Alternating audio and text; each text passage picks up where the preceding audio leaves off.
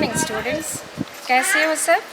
मुझे उम्मीद है कि इस विषम परिस्थिति में भी तुम सभी स्वस्थ और सुखी होगे।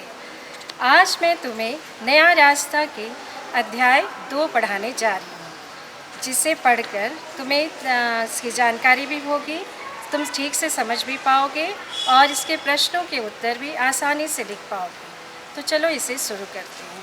तो बच्चों चलो मैं शुरू करती हूँ। मैं संगीता श्रीवास्तव तुम सभी को इस ऑनलाइन क्लास में स्वागत करती हूँ। आज मैं तुम्हें नया रास्ता उपन्यास की अध्याय 2 पढ़ाने जा रही हूँ। आशा करती हूँ कि तुम्हें यह अध्याय ठीक से समझ में आ जाएगा। तो चलो शुरू करें। पहले अध्याय में हमने पढ़ा था कि मीनू दयाराम की बड़ी पुत्री है और वह विवाह योग्य हो गई है। मीनू के बारे में आप जान गए होंगे कि उसकी फ़ोटो को मेरठ वालों ने पसंद कर लिया है और उसे देखने के लिए उसके घर आ रहे हैं। वह खुशी खुशी इस बात को अपनी सहेली नीलिमा से कहती है, लेकिन दूसरे ही क्षण कुछ सोचते हुए वह उदास भी हो जाती है, क्योंकि इसके पहले भी उसके फ़ोटो पसंद किए गए थे, लेकिन उसके छोटे कद और सांवलेपन के कारण शादी करने से इनकार कर दिया गया था। नीलिमा ने उसकी उदासी को दूर करने के लिए अनेक मुद्राओं में खींचे अपनी फ़ोटो उसके सामने रख दी।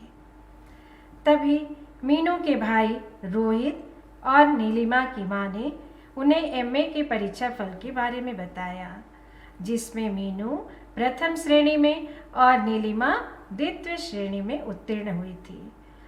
मीनू के हृदय का विषाद परीक्षा फल देखकर खुशी में बदल गया। यहाँ तक आपने पढ़ा था। अब आगे शुरू करते हैं। अध्याय 2। दूसरे दिन प्रातः होते ही दयाराम जी के घर में मेहमानों के स्वागत के लिए विभिन्न प्रकार की तैयारियां प्रारंभ हो गई थी। घर की सारी चीज़ें झाड़ पोंछ कर यथास्थान लगा दी गई थी। एक मध्यम श्रेणी के व्यक्ति की हैसियत के अनुसार बैठक को विशेष रूप से सुसज्जित किया गया था। तो ये किसकी तैयारियां हो रही थी बच्चों? तो ये थी दयाराम जी के घर में तैयारियां हो रही थी, क्योंकि आज मेरठ से मीनू को देखने के लिए अमित अपने माता पिता तथा बहन के साथ आने वाला है। इसीलिए उसके स्वागत के लिए प्रातः से ही तैयारियां प्रारंभ हो गई थी।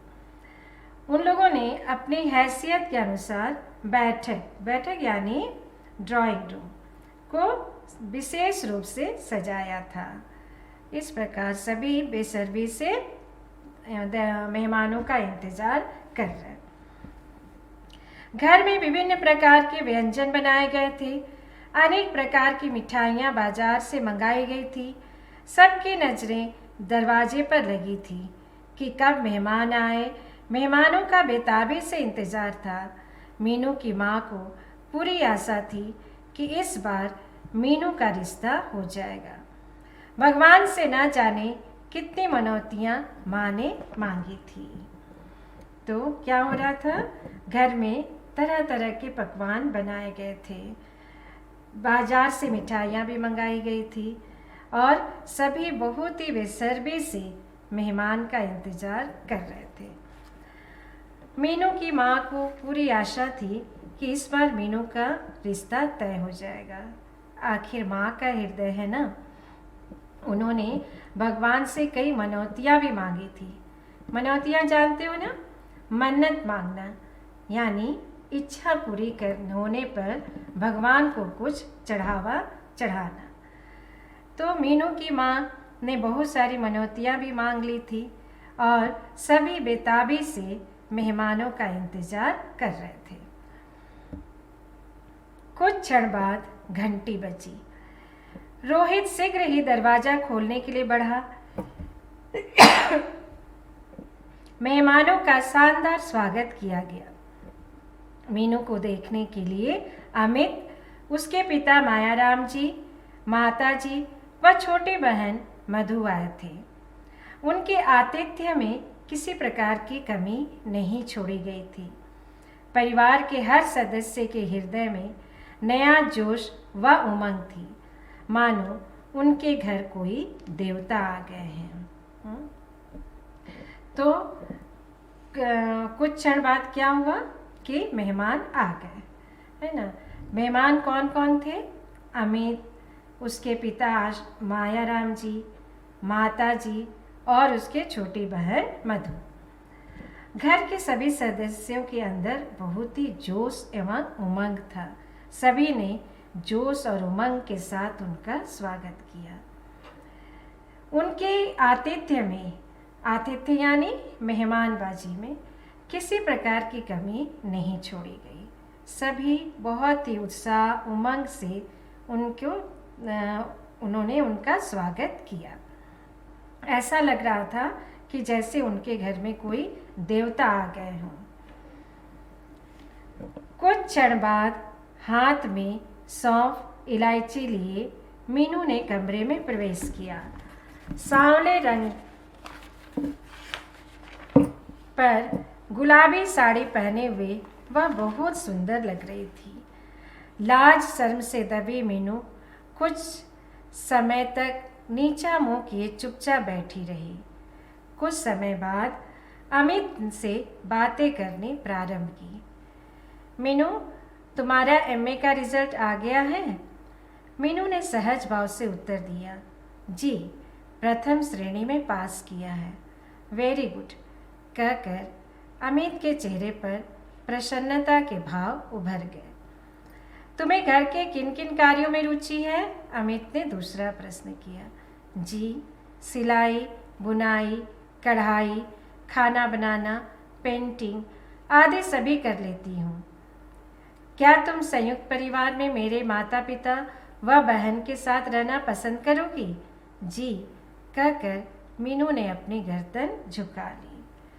तो क्या हुआ कि कुछ क्षण बाद मीनू ने उस कमरे में प्रवेश किया। मीनू ने आज गुलाबी रंग की साड़ी पहनी हुई थी, जो कि उस पर बहुत ही सुंदर लग रही थी। उस साड़ी में वो बहुत ही सुंदर लग रही थी। अमित ने मीनू से प्रश्न पूछकर बात प्रारंभ की। अमित ने पहला प्रश्न यह किया कि क्या उसका एमए का रिजल्ट आ गया है। इस प्रश्न का मीनू ने सहज भाव से उत्तर दिया कि वह प्रथम श्रेणी में पास हो गई है। यह सुनकर अमित के चेहरे पर प्रसन्नता के भाव भर आए। वह बहुत ही खुश हो रहा था, क्योंकि उसे इसी प्रकार की पढ़ी लिखी लड़की जरूरत थी। अमित ने दूसरे प्रश्न में मीनू की रुचि जाननी चाहिए। मीनू ने बड़ी विनम्रता से बताया कि वह सिलाई, बुनाई, कढ़ाई, खाना बनाना तथा आदि पेंटिंग आदि सभी कार्य कर लेती है। और अंत में अमित ने उसे यह प्रश्न पूछा कि क्या वह संयुक्त परिवार में उसके माता पिता और बहन के साथ रहना पसंद करेगी। मीनू ने स्वीकृति में अपनी जी कहकर अपनी गर्दन झुका ली। तो इस प्रकार इस तरह के कुछ प्रश्न उत्तर हुए। अमित की सबसे बड़ी इच्छा यही थी कि उसे ऐसी लड़की मिले जो उसके माता पिता के साथ ठीक तरह से रह सके, उनका आदर सत्कार कर सके। मीनू के हाँ कहने पर उसे बहुत प्रसन्नता हुई। जहाँ तक उसके रंग रूप का सवाल था, अमित के हृदय में उसका भोला चेहरा समा गया था। अमित अपने माता पिता से बहुत प्यार करता था, उनका बहुत आदर करता था। इसलिए उसकी सबसे बड़ी इच्छा थी कि उसे ऐसी लड़की चाहिए जो उसके माता पिता के साथ ठीक से रह सके और उनका आदर सत्कार कर सके। मीनू के हाँ कहने पर वह बहुत प्रसन्न हुआ। अमित का ध्यान मीनू के रंग और कद पर गया ही नहीं, बल्कि उसका भोला चेहरा उसके हृदय में छा गया। उसे मीनू बहुत ही ज़्यादा पसंद आई। तभी मीनू की बहन आशा व भाई रोहित ने कमरे में प्रवेश किया। अमित के माता पिता भी कमरे में आ गए। आशा को देखकर सबकी नज़रें उस सुंदर चेहरे की ओर जम गई, जिसमें नव यौवन का निखार था। वैसे भी आशा रंग रूप में मीनू से कहीं ज़्यादा अच्छी थी। तो क्या हुआ कि वो लोग अभी बात कर ही रहे थे कि तभी मीनू की बहन आशा, जो देखने में मीनू से कहीं ज़्यादा खूबसूरत थी, और उसका भाई रोहित, उन लोगों ने कमरे में प्रवेश किया। तो वहाँ पर जितने लोग बैठे थे सबकी नज़रें आशा के सुंदर चेहरे पर जम गई। अमित के माता पिता ने उससे कुछ प्रश्न किए और उन प्रश्नों के उत्तर आशा हंस हंस कर दे रही थी, जिससे वह और भी अधिक सुंदर लग रही थी। मीनू की माँ को यह सब अच्छा नहीं लग रहा था। अमित व उसके माता पिता ने आशा से प्रश्न किए। आशा हंस हंस कर सबके उत्तर देती रही।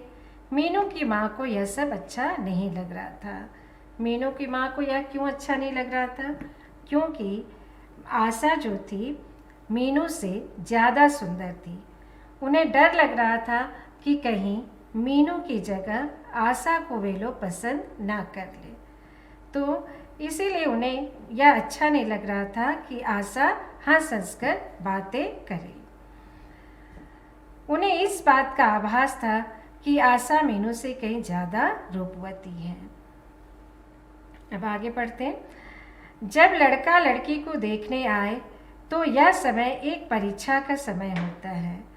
लड़की के हृदय में एक अंतर्द्वंद होता है कि वह इस परीक्षा में पास हो सकेगी या नहीं।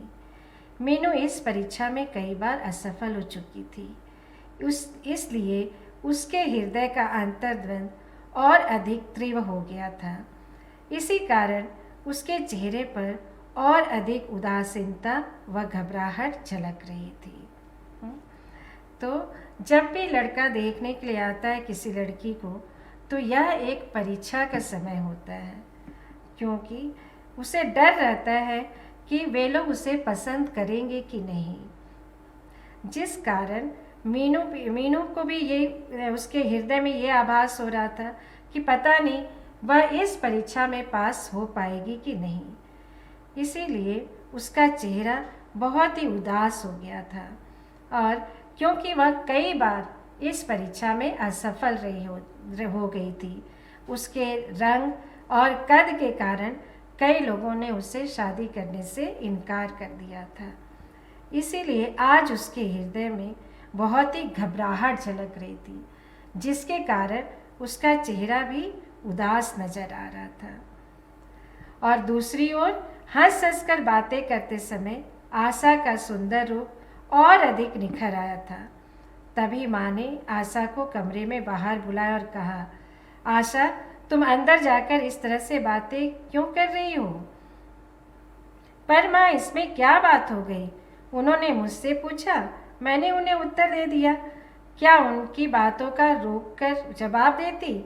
आशा ने बचकानी हरकत करते हुए माँ से कहा। है ना, क्या हुआ कि यहाँ पर तो मीनू का चेहरा एकदम उदास लग रहा था और उसके चेहरे पर घबराहट झलक रही थी, और दूसरी ओर आशा अत्यंत सुंदर भी थी और हंस हंस कर बात करने के कारण उसका सुंदर रूप और भी अधिक निखर रहा था, इस जो कि माँ को पसंद नहीं आ रहा था। इसलिए माँ ने उसे दूसरे कमरे में बुलाया, कमरे के बाहर बुलाया और कहा, तुम अंदर इस तरह से क्यों बातें कर रही हो? लेकिन वह बच्ची थी, बचपना था उसके अंदर। उसने कहा कि इसमें कौन सी बात हो गई कि उन्होंने मुझसे प्रश्न पूछा और मैंने उससे उत्तर दे दिया। मैं उनकी बातों को रोक कर जवाब देती, है ना? ऐसा कहकर आशा ने अपनी बचकानी हरकत दिखाई। तो आज हम यहीं तक पढ़ते हैं। दूसरे दिन फिर इसके आगे पढ़ेंगे। यहाँ पर तुम्हें अभ्यास पुस्तिका में कुछ प्रश्नों के उत्तर हैं। आज जहाँ तक मैंने पढ़ाया है उसके प्रश्नों के उत्तर तुम लोग लिखोगे। ठीक है, धन्यवाद।